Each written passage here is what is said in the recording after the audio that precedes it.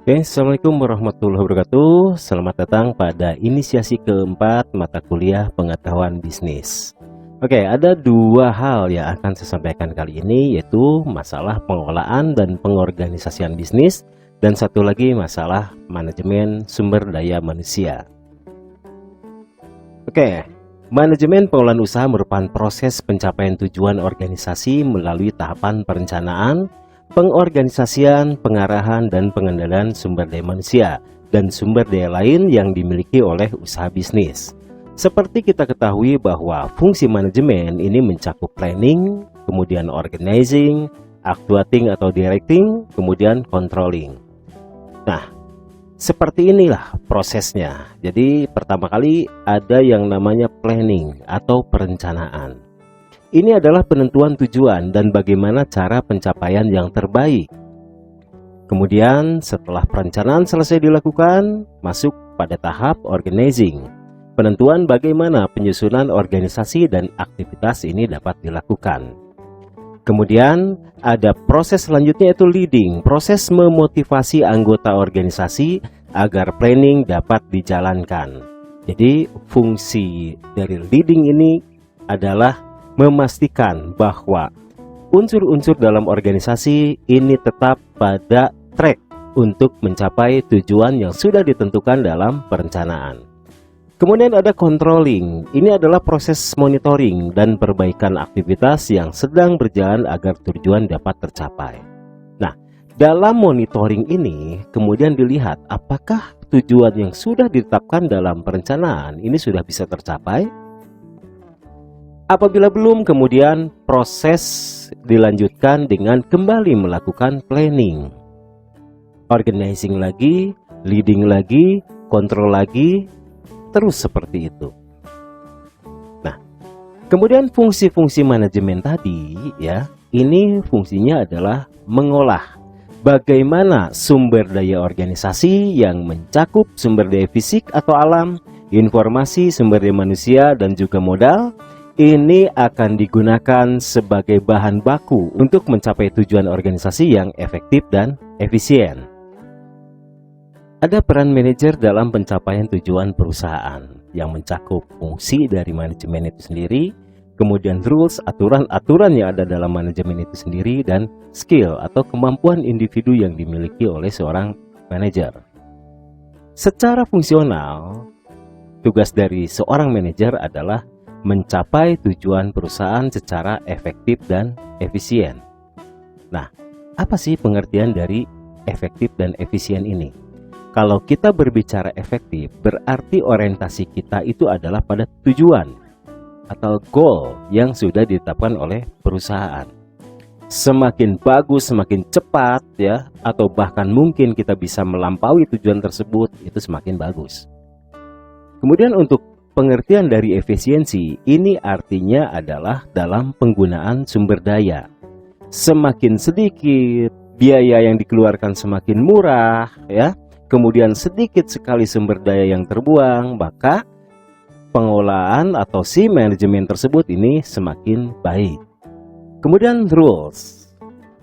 Rules dari seorang manajer yang pertama adalah interpersonal. Artinya dia mampu membina hubungan baik dengan para karyawan secara internal, kemudian berhubungan baik dengan teman sejawat, kemudian berhubungan baik dengan pihak-pihak eksternal. Kemudian yang kedua adalah informasional. Artinya adalah seorang manajer dia harus menjadi sumber informasi. Baik informasi yang dibutuhkan oleh pihak luar tentang perusahaannya ataupun informasi yang dibutuhkan oleh pihak-pihak internal. Dan yang ketiga ada yang namanya decisional atau keputusan.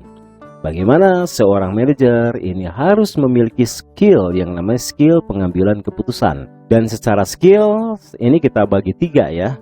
Untuk manajer ini ada yang namanya top manager atau manajer tingkat atas, tingkat tinggi ya. Kemudian middle manager dan lower level manager.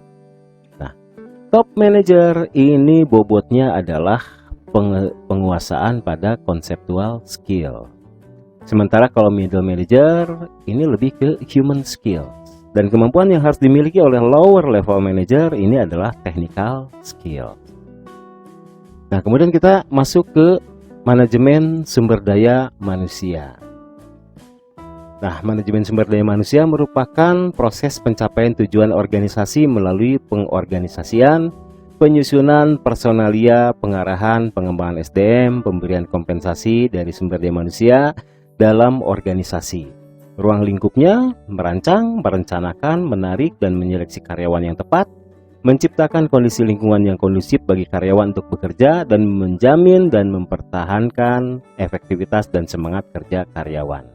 Apapun objeknya, selama ada manajemen di dalamnya, berarti ada proses, mulai planning, organizing, ya, actuating atau leading, sampai controlling. Nah, cuman kalau kita gabungkan dengan sumber daya manusia, berarti proses itu kita akan terapkan dalam sumber daya manusia. Kalau dalam operasi, kita terapkan dalam operasi, ya, dan seterusnya. Oke, kita langsung pada gambar ini, ya. Ini adalah perencanaan sumber daya manusia.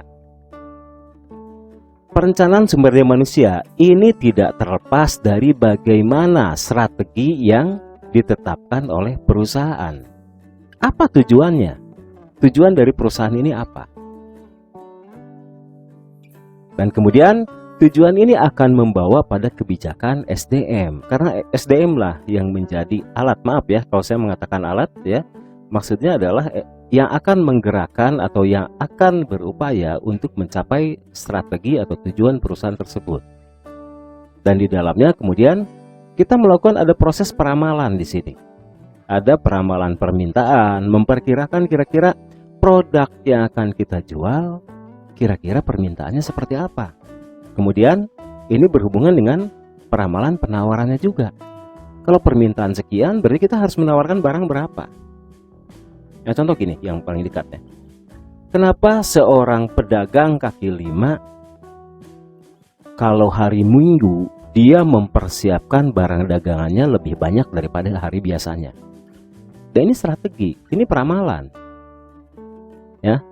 Oke, kemudian ada perbedaan permintaan dan penawaran, ada gap yang akan terjadi, ya, antara permintaan dengan penawaran. Gap ini akan membawa dampak pada kelebihan SDM ataupun kekurangan SDM. Kalau penawaran ini tinggi, ya, penawaran ini tinggi, artinya kita kelebihan SDM dong. Terlalu banyak produk kita dijual di pasar. Maka tindakan perusahaan ini kita akan lakukan penjadwalan ulang, pemberhentian sementara sampai melakukan pensiun, ya. Sementara kalau permintaannya ini ternyata tinggi, kita berarti kurang SDM nih. Maka tindakan perusahaan kita akan menarik karyawan, mungkin juga menyewa karyawan, atau kita melakukan kontrak-kontrak dengan karyawan atau pekerja kontrak. Nah, jadi itu ya. Kemudian, apa sih manfaatnya dari informasi analisis pekerjaan? Nah, otomatis yang namanya analisis pekerjaan ini mendeskripsikan pekerjaan dan spesifikasi pekerjaan. Nanti teman-teman kalau bekerja di suatu tempat, di suatu perusahaan, ya, pasti teman-teman ditempatkan pada satu posisi pekerjaan tertentu. Kemudian teman-teman akan diberikan yang namanya ini, deskripsi pekerjaan dan spesifikasi pekerjaan. Di perusahaan kita kenal sebagai job desk. Itu harus dipelajari. Apa yang harus Anda lakukan selama bekerja, ya. Ya, nggak boleh kurang dari itu. Itu adalah kerangka minimalnya seperti itu. Kemudian dari deskripsi pekerjaan ini, maka akan disesuaikan dengan kegiatan rekrutmen dan juga seleksi. Siapa sih orang-orang yang akan masuk ke deskripsi pekerjaan ini?